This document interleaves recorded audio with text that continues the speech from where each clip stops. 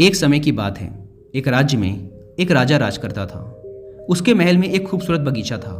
बगीचे की देखरेख की जिम्मेदारी एक माली के कंधों पर थी। माली पूरा दिन बगीचे में रहता और पेड़ पौधों की अच्छे से देखभाल किया करता। राजा माली के कामों से बहुत खुश था।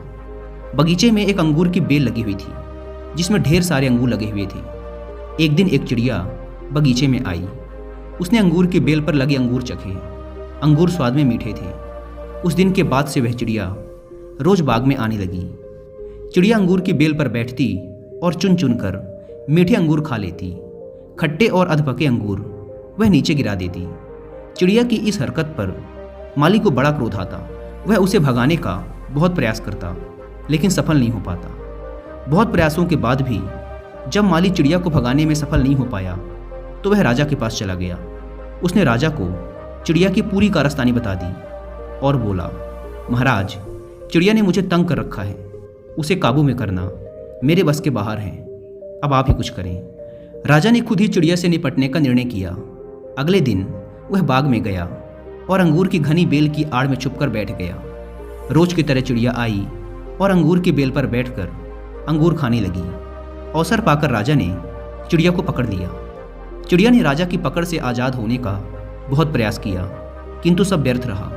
अंत में वह राजा से याचना करने लगी कि वो उसे छोड़ दे। राजा इसके लिए तैयार नहीं हुआ। तब चिड़िया बोली, राजन, यदि तुम मुझे छोड़ दोगे तो मैं तुम्हें ज्ञान की 4 बातें बताऊंगी। राजा चिड़िया पर क्रोधित था किंतु इसके बाद भी उसने यह बात मान ली और बोला, ठीक है, पहले तुम मुझे ज्ञान की वो 4 बातें बताओ। उन्हें सुनने के बाद ही मैं तय करूंगा कि तुम्हें छोड़ना ठीक रहेगा या नहीं। चिड़िया बोली, ठीक है राजन, तो सुनो। पहली बात, कभी किसी हाथ आए शत्रु को जाने मत दो। राजा ने कहा, ठीक है। दूसरी बात बताओ। चिड़िया बोली, दूसरी बात यह है कि कभी किसी असंभव बात पर यकीन मत करो।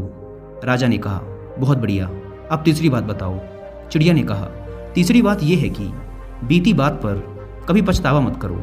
राजा ने कहा, ठीक है, बहुत अच्छा। अब चौथी बात बताओ। चिड़िया ने कहा, राजन, चौथी बात बड़ी गहरी है। मैं तुम्हें वो बताना तो चाहती हूँ किंतु तुमने मुझे इतनी जोर से जकड़ रखा है कि मेरा दम घुट रहा है। तुम अपनी पकड़ थोड़ी ढीली करो तो मैं तुम्हें चौथी बात बता पाऊंगी। राजा ने चिड़िया की बात मान ली और अपनी पकड़ ढीली कर दी। पकड़ ढीली होने पर चिड़िया राजा के हाथ से फिसल गई और उड़कर पेड़ की ऊंची डाल पर बैठ गई। राजा उसे ठगा सा देखता रह गया। पेड़ की ऊंची डाल पर बैठी चिड़िया बोली, राजन, चौथी बात यह है कि ज्ञान की बात सुनने भर से कुछ नहीं होता, उस पर अमल भी करना पड़ता है।